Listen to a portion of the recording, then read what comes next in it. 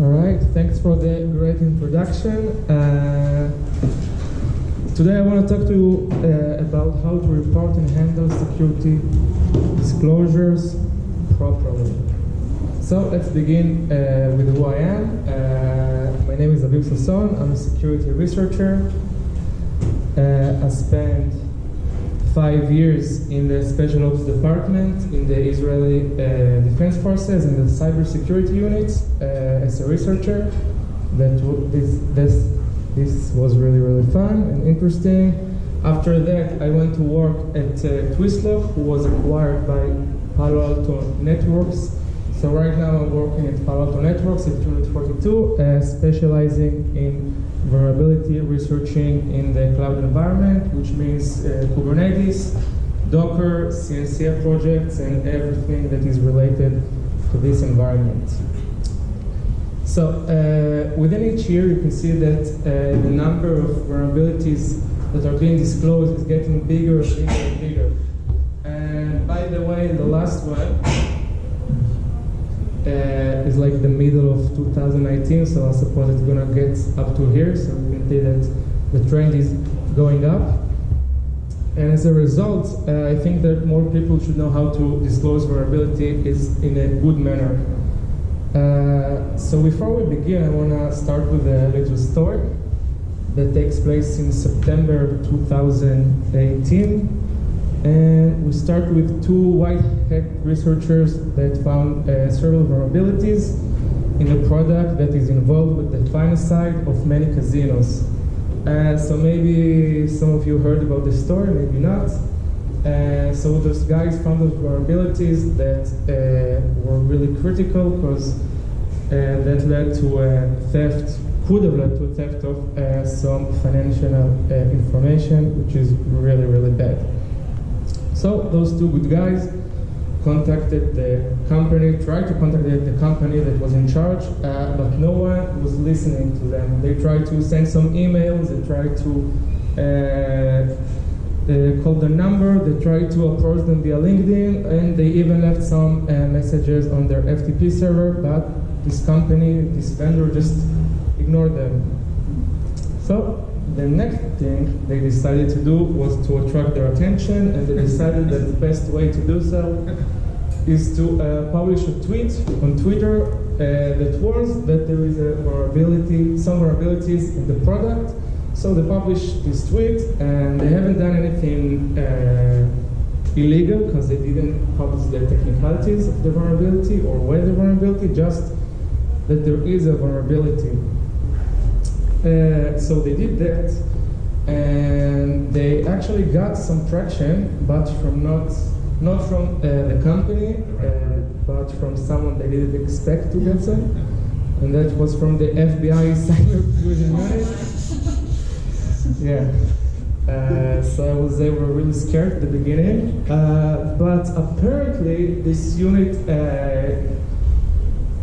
does a job that they really needed, and they just connect security researchers to vendors when vulnerabilities have been discovered. So when it comes to the situation when the vendor doesn't want to accept the vulnerability, but there is a vulnerability, then the FBI comes in and do their job. So the FBI is on the good side, and they want to help the researcher, which is great. So now the FBI is involved, and the company have to take the vulnerability seriously. So that sounds great so far.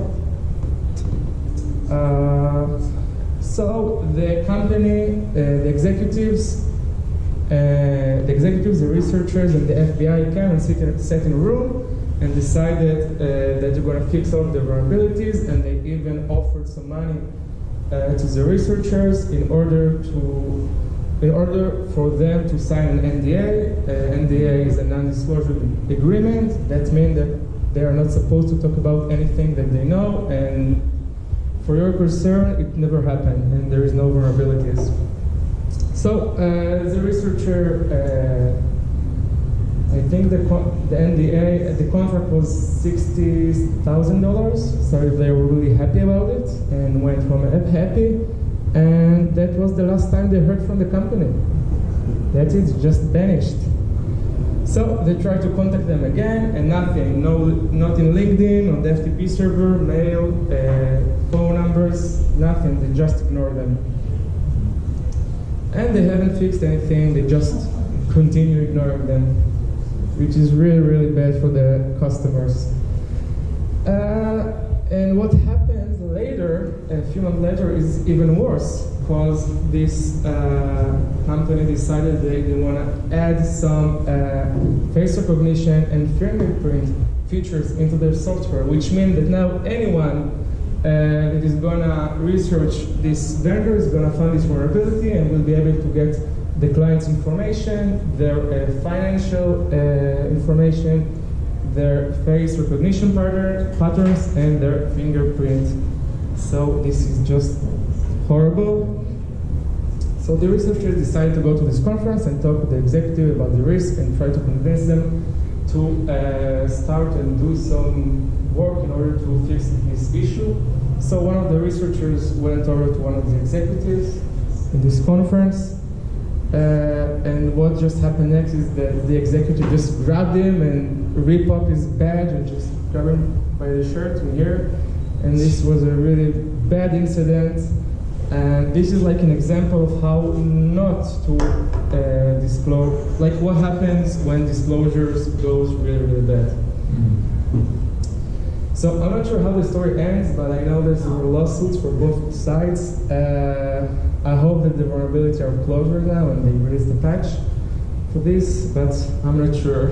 I have a question. Yeah. So the companies are not like required to actually let the public know about the vulnerabilities? I thought that was a requirement. There is not a law for them to let the community know about the I'm not sure if there's a law. I know that it's going to hurt their reputation if they do so. So for their concern, they decided that the best thing to do is to ignore them and to like pretend that there is no vulnerability. Alright, so now we're going to start the lecture, and before we do so, I want to go over some fundamentals so we can all be on the same page. And first, I want to talk to you about the three kinds of disclosures. Let's start with full disclosure. Full disclosure is the policy of publishing information on vulnerabilities without restriction as early as possible.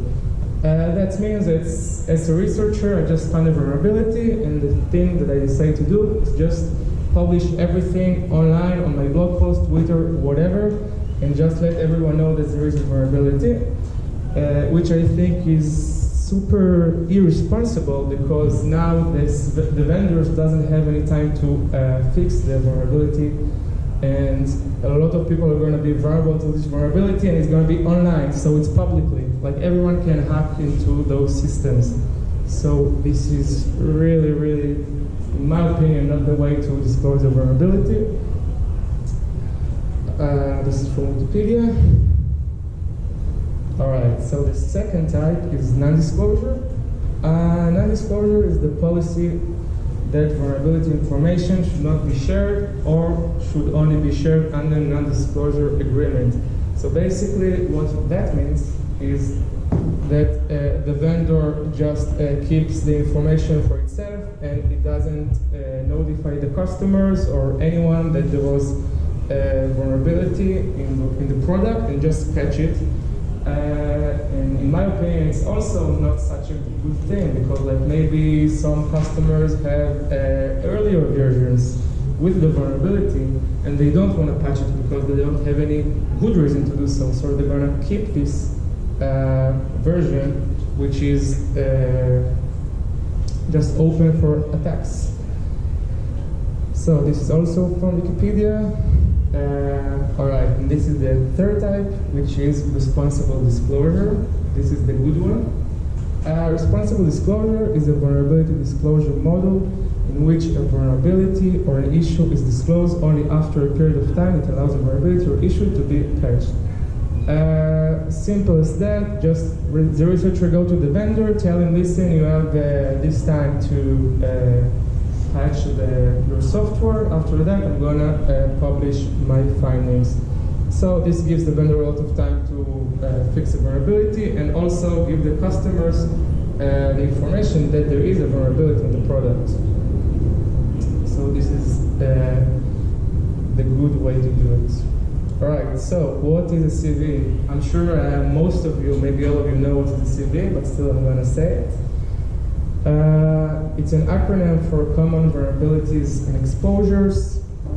It's a database with referencing system for public vulnerabilities.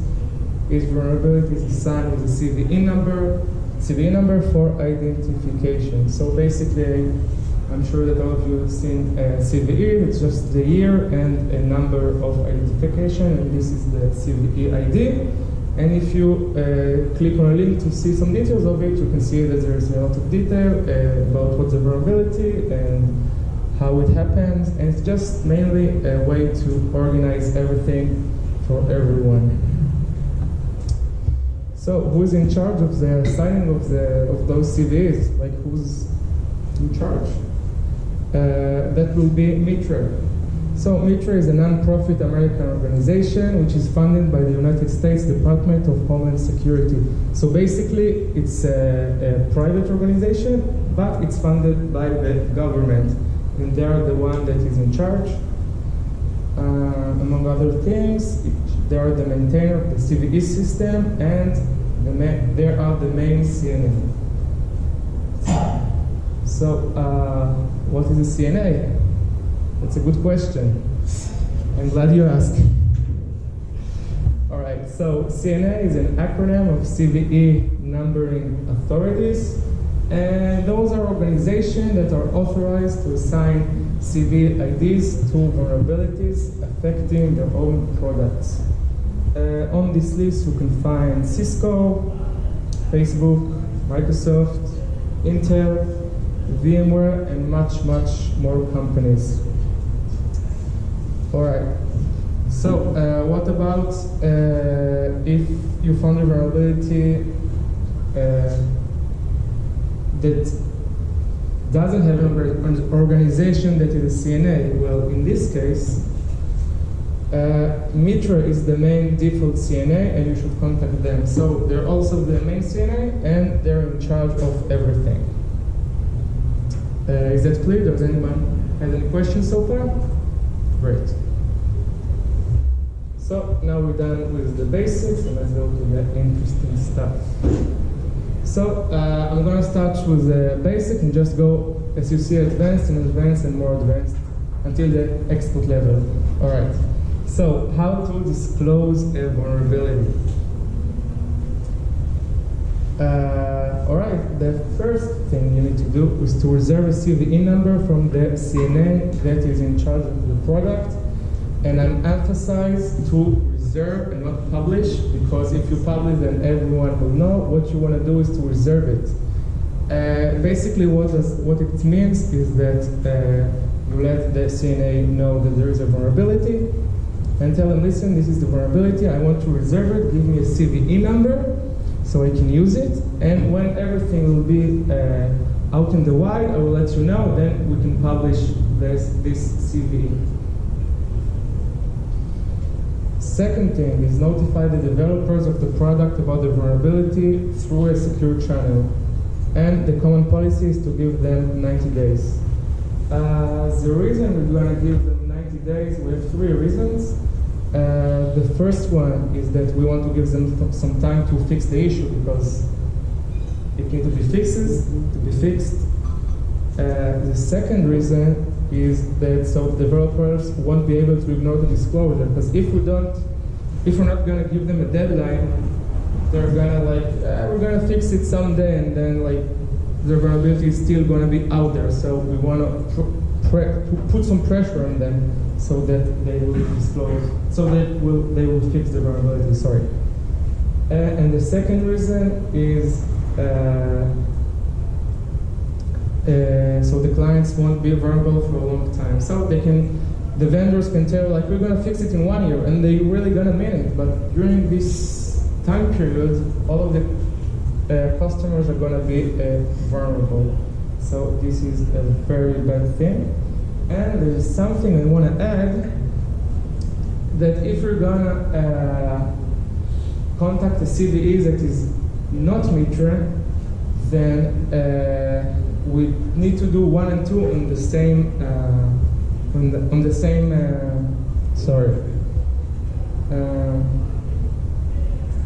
if you're going to contact a CNA like Apple, that they are going to be the one that assign the CVE and notify the developers. We're going to do everything through their channel and not do both of the things. And if we're going to contact MITRE, so we're going to contact MITRE, and the second thing is going to contact the developer. That was clear? All right, great. So, after they pass the product, we want to notify the CNA that it's okay to publish the CVE, then the CVE will be published, and as a researcher, we can publish a blog post, give it a link, give a link to the CVE, and everything will be great.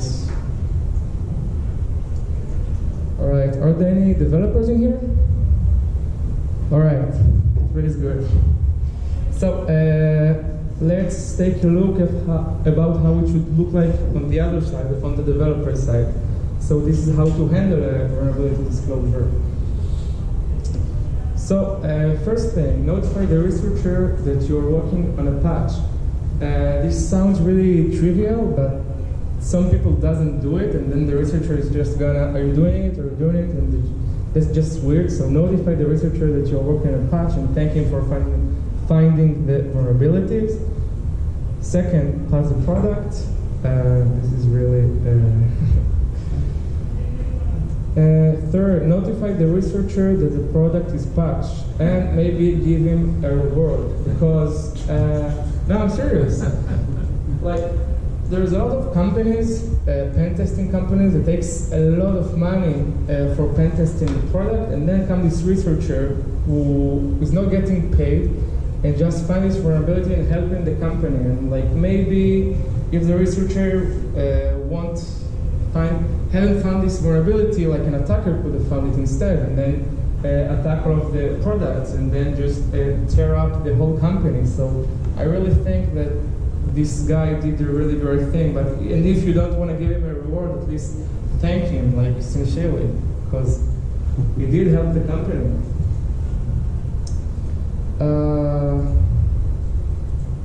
And the fourth and most important thing, notify your user base about the issue and encourage them to update their software. The reason you developed a patch for the software is for the user to download it. So it's really critical to tell them to download it, or else they just won't download it. You can rely that they're gonna just download it. All right, so that sounds simple so far. Can I ask you? Yeah, of course. So we've been asking for if we do CVEs for our product, and before we did HackerOne, like I never knew the answer. And you said go to your CNA. Like, how do we know what our CNA is sending the person to? How does that relationship happen? Okay, so you don't have a CNA. Like, you're in Verizon, right? Yes.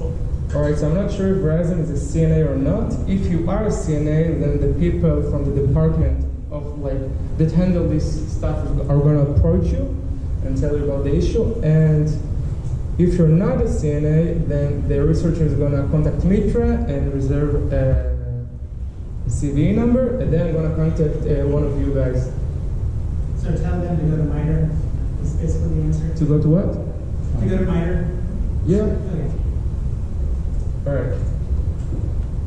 So, sounds simple so far, but like everything that involves vulnerabilities, things can go wrong very badly. Explosion.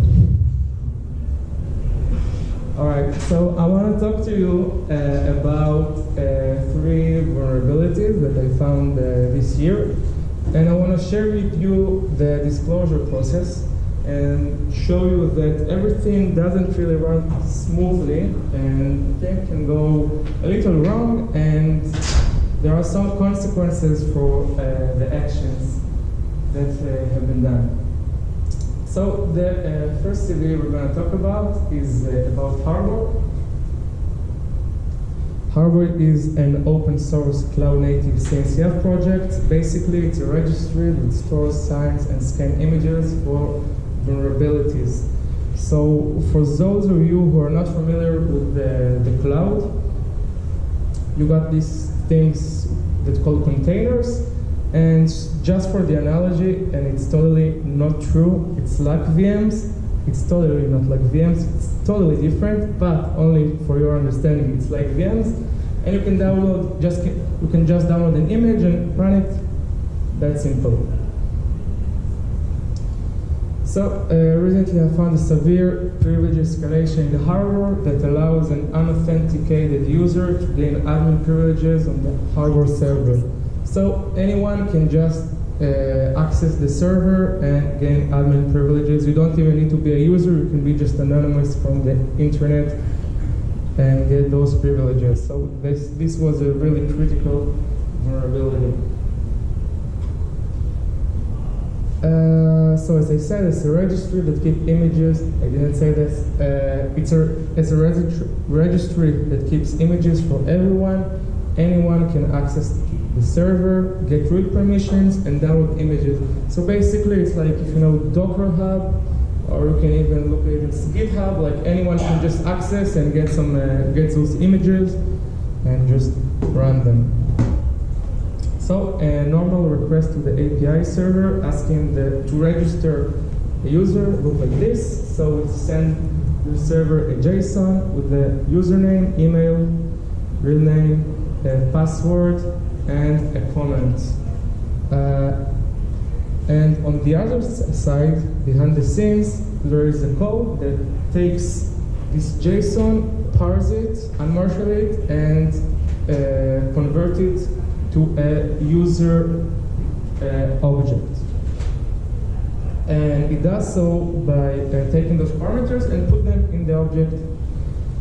And another thing is that this user object has this parameter, has admin role. And if we just send the server a request with has admin role equals true, then it's gonna just save this user with this parameter as true, and when you are gonna connect into your user in the hardware, it's just gonna be an admin. So this is really critical vulnerability and really easy to exploit.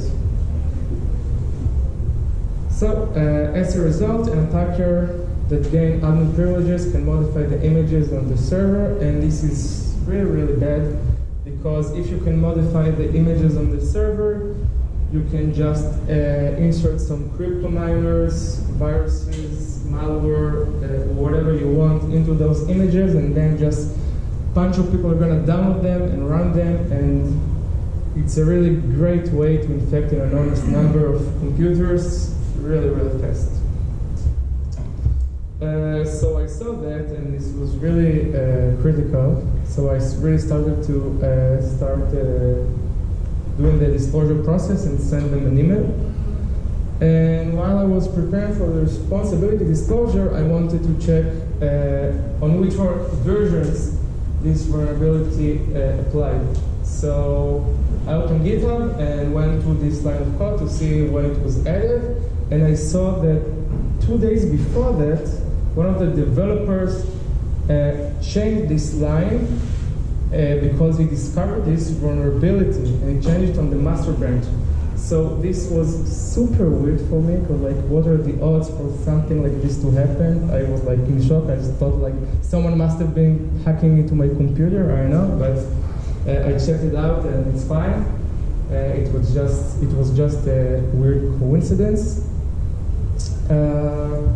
So the guys on Harbor just thought that it was a bug, and they didn't really pay attention to all of it. And I helped them recognize that this was a critical vulnerability, and I also contacted MITRE and gave them a CV assignment. And they just really wanted to release a new version in a few months, and we argued a little bit, and I urged them to publish a new release as fast as possible, and their engineers promptly did so. So they haven't taken this thing seriously, and I pressed them a little bit to take it seriously, because it was seriously. So what went wrong in this process? Well, anyone with an internet connection can access GitHub, And like if you got internet connection, you can access this project, look at the code, look at the latest commits, and see that there is a vulnerability out there, and just hack into every server you can find online. So this was really, really bad. It's like full disclosure. I mean, it's public, and everyone can just access it and do whatever he wants. All right, what could have been done differently? They should have discussed and fixed the issue privately. And if you're a private company, you can do it like privately. It's really easy. But if you're on GitHub, then GitHub offers a new beta feature that allows developers to discuss and fix the issue privately in a private temporary fork. So this is really great. Good job, GitHub. And you got this security tab on your project. You can just press it, create a temporary fork, and do all of the work over there. So this is great. All right, so second vulnerability is going to be about Falco. Falco is a behavioral activity monitoring tool designed to detect anomalous activity in containerized application. It monitors syscalls and compare them to a set of preconfigured rules in order to detect anomalies. So basically, it's like an intrusion detection tool, and it looks for anomalies on the cloud. So like in the cloud, if you have like a container of Nginx, so it's going to listen to port 80, and then it starts to listen to port 9000, then this should really alert you that something really went wrong and probably you've been hacked. So this is what it does. All right, so in the beginning of 2019, I found a vulnerability that allows an attacker to run any syscall he desires without being caught by Falco. That means that you can do anything and Falco is not going to catch you. So this is was also a really critical vulnerability, because this is like a security tool and you can just bypass it. So this was really bad. I don't think we have enough time to go over the technicalities, so we're not going to do this. I'm sorry for this, but we can do this. It's fine. So basically, what happened when you run a syscall on the system, you have the kernel who's going to run the syscall, and Falco inserts some trace points into the kernel before and after any syscall. So whenever you're going to call a syscall, then Falco's code is going to run on the kernel mode, and what it's going to do is write the syscall number and the arguments into a buffer. All right? So that's the kernel side, and on the user side, we have libscap, which just read from the buffer. It's shared between the kernel and the user mode. It's going to read the buffer. It's going to read the syscall, the argument. It's going to pass them to Falco, and Falco is going to check if it's a normal syscall or not, and it has its own rules over there, and you can see if one of the syscall is breaking the rules. So this is how it works.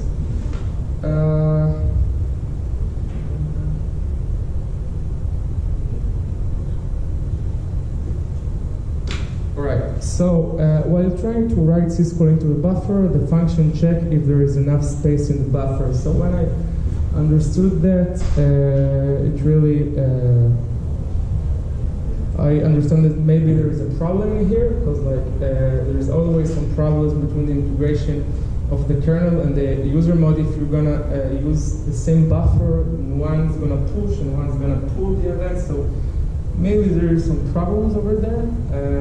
There was a problem over there, and I found that vulnerability. The vulnerability that if there isn't enough space, it discards the kernel side discards the syscall info and continue to the next event while expecting that there will be enough space in the buffer.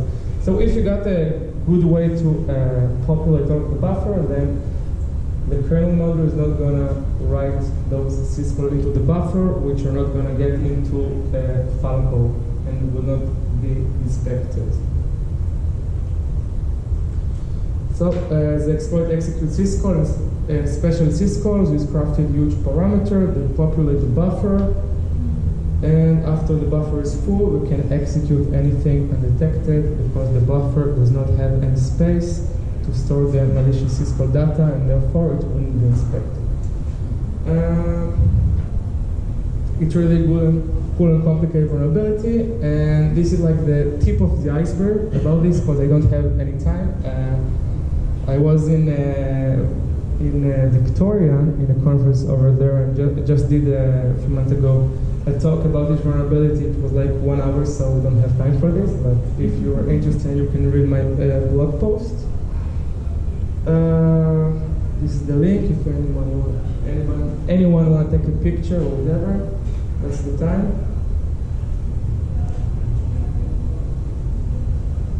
Correct. So the disclosure process. This was really interesting. First, it was hard to find a secure way to approach Sysdig. Sysdig is the company of Falco. Like they didn't have any secure mail, and I tried to find any way to contact them in the website. There was not any way, like it was super hard. I couldn't find any email, any number, nothing. So that was really making my life hard. But after a while, I found this guy on the CNCF, and he helped me to get the email of one of the developers in Falco. So I contacted them, and they said that this was not a vulnerability, but a part of the design of the software. I didn't agree with that because no matter how you look at it, you can just bypass this product. So it's a feature. Yeah, exactly. That's what they said. So I didn't agree. And they didn't agree with me. And only after I told them that MITRE has already reserved the CVE number for the issue, then they accepted the disclosure because they have no choice. I told them that. They said they are the main authority, and they said it's a vulnerability. Like, that's it, there's nothing to do. So finally, they agreed with me, and after more than 90 days, they released the patch, and they didn't notify me about it. We just released the patch, and they didn't care, really. They didn't say thank you, huh? They didn't, yeah, exactly. That's why I'm here giving this talk. So people will say thank you to me. That's it. All right, so what went wrong? A bunch of stuff. Well, they decided that rather than cooperate and be responsible, they want to dismiss the issue. It was like black and white. You cannot dismiss this. Like, you're a security company, there is an issue. That's it. You need to fix it. And it's fine, like, people make mistakes, and it's fine. It's not a bad thing. They didn't accept my disclosure, although it put their clients at risk. Like, as a company, I think that all of the things you're doing is for the clients, and if there's an issue in the product, then, and it's gonna hurt the clients, then you should not put them at risk, and the first priority is you'll fix this issue and make their environments secure again. In the end, they released a patch with a minor change. So their design was really, if they wanted to fix this problem, they needed a lot of time and a lot of effort to fix it. So they released a patch with a minor change that what happens really over there is that if the buffer is full, then it's gonna write to the user that the buffer is full. But like, it's not gonna write about the other syscall, the malicious syscall that happened because the buffer is full. So you know that you've been hacked, but you don't really know what happened over there. So this was the solution. What would have been done differently? Well, instead of fighting, they should have embraced the disclosure. If you got a disclosure, just embrace it. Embrace it. There is nothing to do. I know it sucks when it happens, but it happens, and you just need to take care of it and fix the issue. They should have. You tell them when their baby's ugly. Yeah, but I want him to be beautiful. Yeah. I think they should have invested more time in developing a better solution, as I said. And MITRE accepted that, like, fix the way that they fixed the issue? Sorry? MITRE accepted that because they need to evaluate, right? Yeah, they accepted it because the type of the vulnerability was bypass policy. It's like really gray area, this stuff. It's really gray area. Because of some politics, that's what happened, right? I don't really want to get into it very much because it's never mind. So, the third one, last but not least, is NUTS.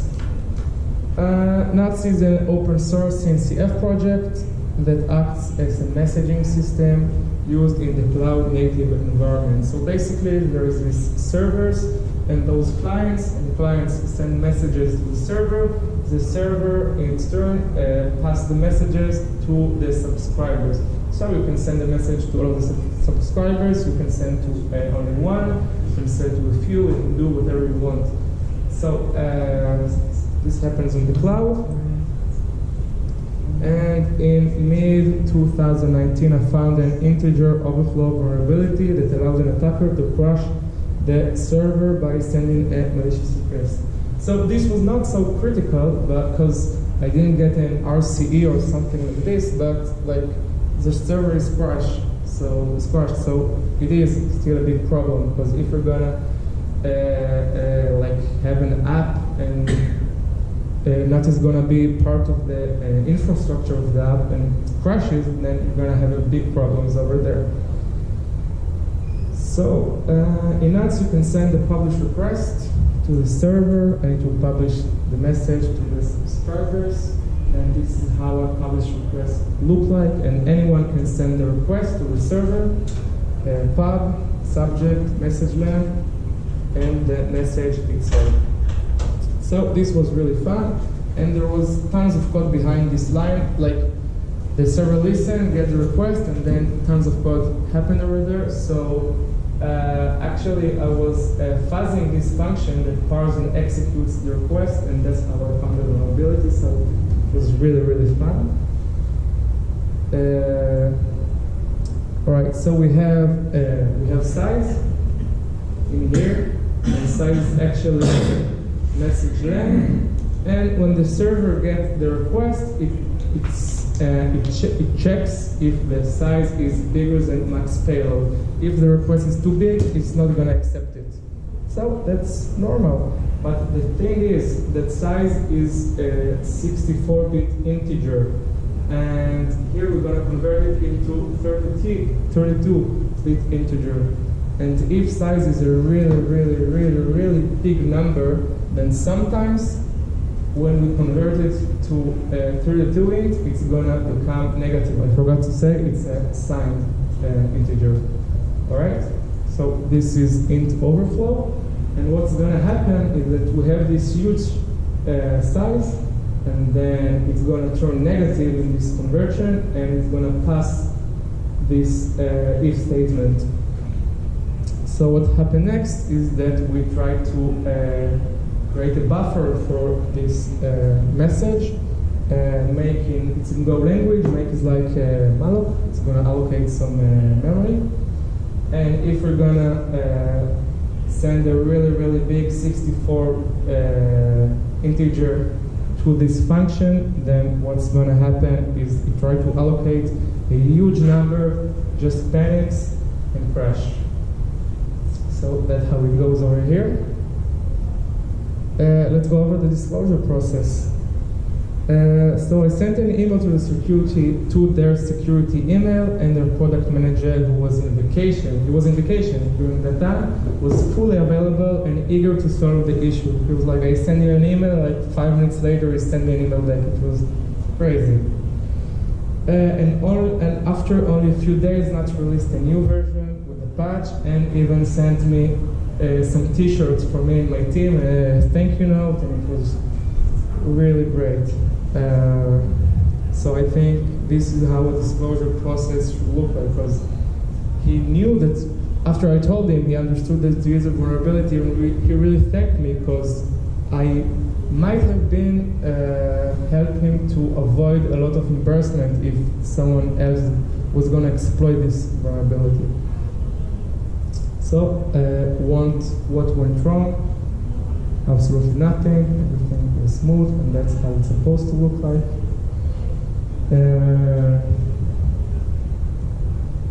All right. So we are at the last part of this presentation, and I want to give you, all researchers, some tips, and also later the developers some tips on how to handle those situations. I think it's really important to handle them in a good manner. Let's start with the researchers. So first, I want to tell you that you need to test the vulnerability in different environments to be sure that it works. Like maybe because of something weird in the configuration, or maybe because you're in the cloud, or whatever reason. Maybe you're compiling, I don't know, you found a vulnerability on a software that's supposed to be on Mac and you are running on Linux, I don't know. Make sure that there is a vulnerability. Like, I one time really thought that I found a vulnerability and it was not a vulnerability, and I almost contacted MITRE. It was really close, but they didn't. So this should be checked. Second, check if the company that you're gonna talk to, that you found a vulnerability in one of the product, has identified security contacts, someone you can contact. Maybe they have a responsible disclosure webpage, so they can tell you how they want you to disclose the vulnerability. Maybe they have a bug bounty program. Maybe you can get MITRE rewards. I don't know. Maybe if they're using GitHub, maybe they have a security TXT file on the project, and then you can understand how to disclose this vulnerability and how to contact them. So this is really important to check. And more than that, you need to check if you're not defining any rules. Maybe, like, I don't know, all of you in the US, I'm not familiar with the US laws about how to disclose the vulnerability. I have my lawyers at my company to do all of this stuff, and I'm just checking with them. But you need to check that you haven't done anything illegal. This is critical. You don't want the FBI to contact you. I know you're good, all of you, but still, sometimes we make mistakes, and we don't want to make them. This is not our intention. We don't want to do anything illegal. All right, this is pretty obvious. Make sure the disclosure you sent is detailed and clear, and add an exploit if possible. You want to make the developer life easier. You want them to understand what the vulnerability and how you exploit it.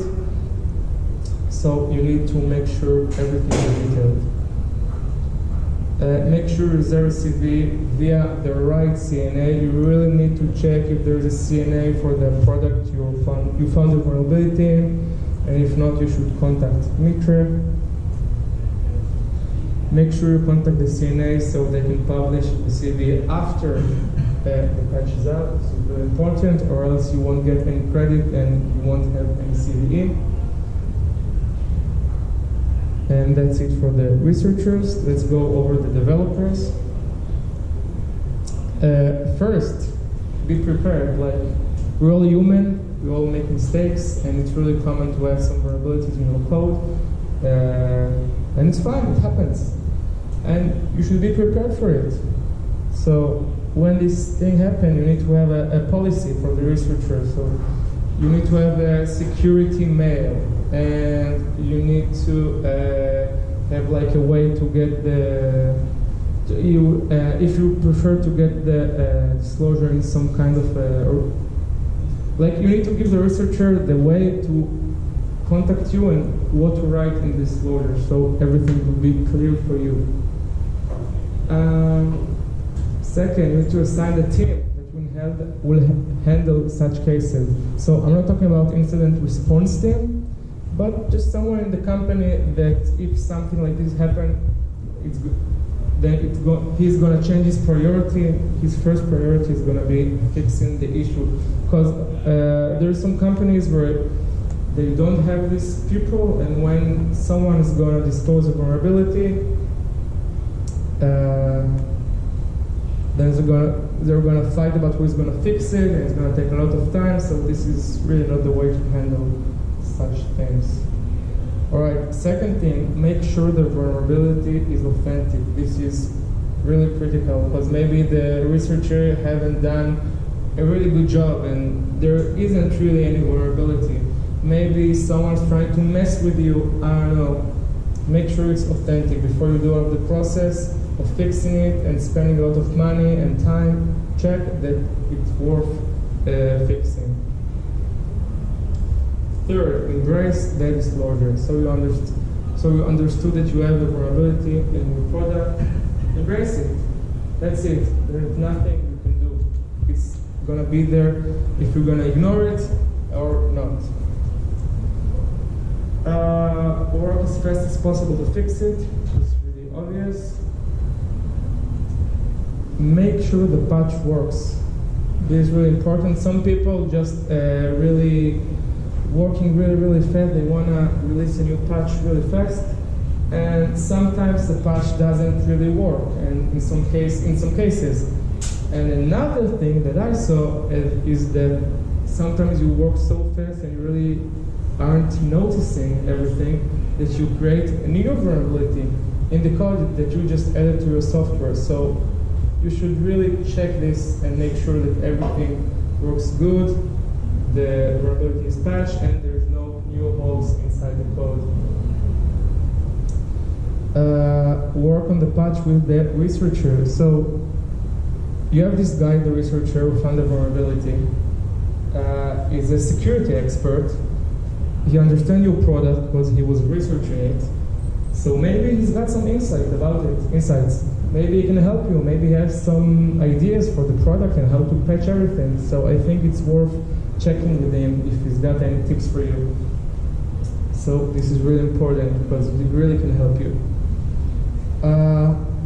Work privately about the issue. Again, this is really critical. You don't want anyone that is not authorized to see these issues, like any attackers or whatever. You cannot let them see that there is a vulnerability, and if you're working on GitHub, you should use their new security feature, as I said earlier. Notify the researcher before you release the patch. Just let him know. He did a good job, he helped you. Just let him know so he can publish his blog post. Notify the customers after you release the patch. As I said much earlier, this is the most important step you need to do, because you did all of the work of developing a solution, and if no one's going to download it and use it, then you did it for nothing. So you really need to update your customers.